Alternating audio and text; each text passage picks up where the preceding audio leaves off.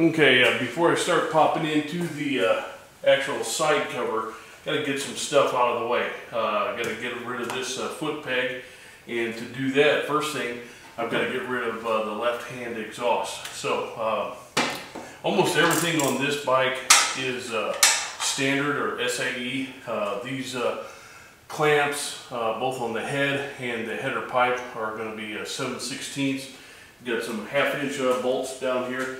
One thing that last time I took the exhaust off, the easiest thing was just to disassemble this hanger, pop the muffler or the silencer off, and then take off this side pipe, and we ought to be pretty good. So with that, I'll take the 1/2-inch tool, start working on this clamp here. There we go.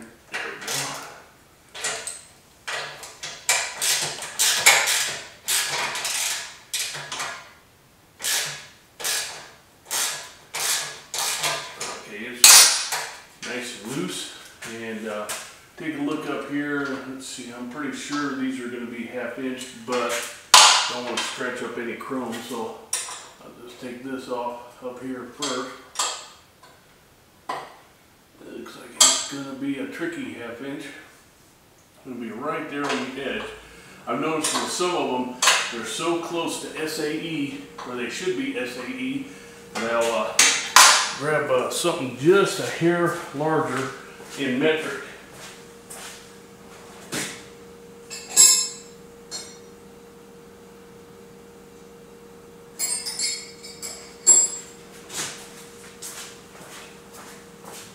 Grab a 13 here. See how we do there. Perfect.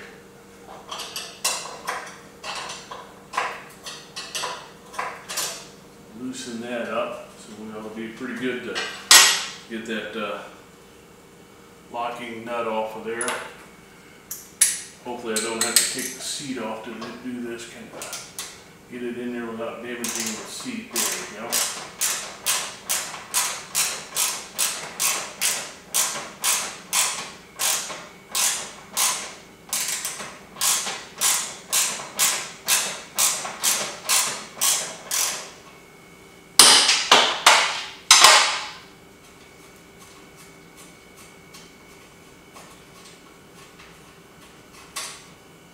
Down.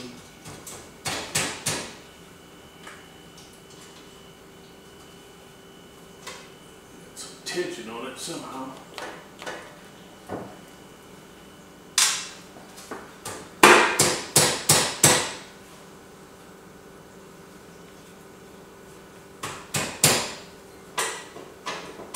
There we go.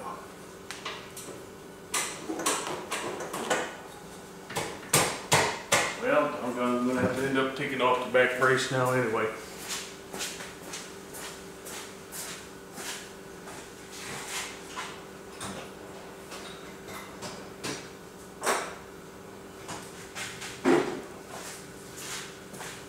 These back braces that hold on to silencers have some real oddball screws. I think these bolts had one time stripped out or fallen off from vibration, and have been replaced with non-OEM bolts.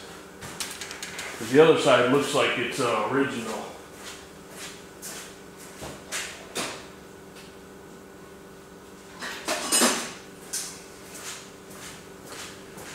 Just grab a pair of pliers here just to hold this little nut so I can get it started here.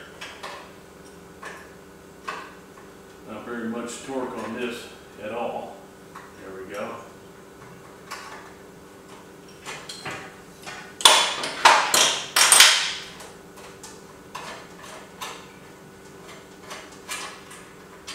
After I'm done shooting this video, I'll go back through and put all this hardware together and bag and tag it properly. And we've got right behind here, we've got a nice clamping system that holds the silencer on. When I first took this apart, this thing was incredibly dirty. You've got two different ways you can take this off. You can take the clamp off with a silencer, we're going to take the clamp off of the bike itself. I just had these off not too long ago, so we'll give it a whirl here. See if this will work. These are just 1/2 inch headed bolts. Go right in the side of the silencer. There we go.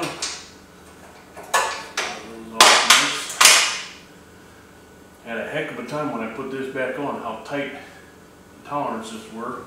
Either that or things had shifted over time.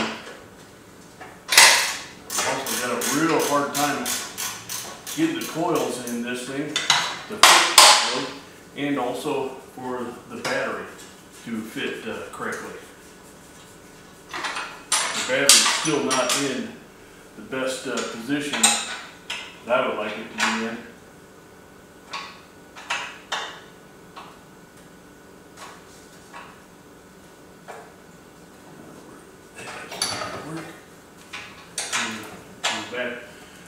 One of the joys of a chain-driven bike with oil spray on the chain is your hands are going to get dirty working on this thing, washing it, whatever you're going to do.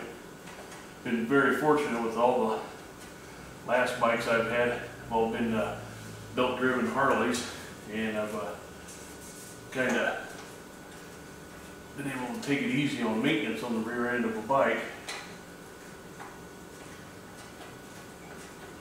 So one thing I've learned having a chain, especially with an oil spray, almost every time you ride it, you got a wipe down coming your way, just to try and keep the oil from building up on this thing.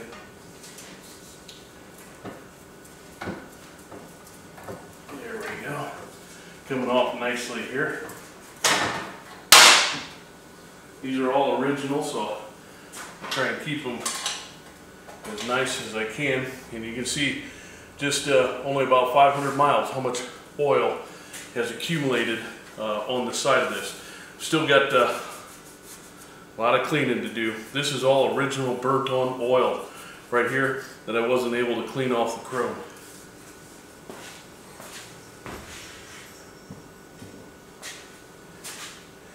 Next up, I'll knock out this downpipe here, and pretty simple on this.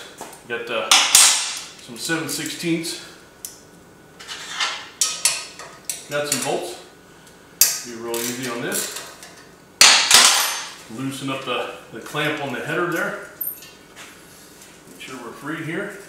A little downward pressure. Obviously, if you haven't taken apart your exhaust in a while, you're not going to have the same ease. I'm just taking it real easy here. First time was quite a challenge. Then I hand polished all these chrome. None of this has been re-dipped or anything like that. I'm going to try and keep this bike as much original as I can. Like I said in part one, I do have a Boyer ignition, and that's just to make this animal a little bit easier to start. It's can be a kind of a finicky bike to start. For some reason it likes it better when it's cold out. There we go. Just don't want to bang anything. Here we go. There we go. And there's the left-hand downpipe. You can see on the inside I've got some oil splashing off of the chain. I've had a pretty significant leak down there. You can still, even after not running for 2 weeks, still get quite a bit of oil. So the next step I'll do in the next video, got to get rid of this rear peg. The right one's easy because there's from underneath you can access a bolt or a nut that holds it on, pop it right off. But this one is attached to the rear mounting for the engine. So you got to disconnect it both from the engine or primary case right here, and then also you got some 1/2 inch bolts going into the frame. I'll pop that off in the next or part 3, and also I'll go ahead and take off the brake pedal just so it's easier. So when I get to popping the primary cover off, I can start doing that. But I've got to go look at the service manual because I've never tackled a clutch on a BSA. So I'm going to do a little research on that first before I ended up buying more parts than I really want to buy. Until part 3, thank you.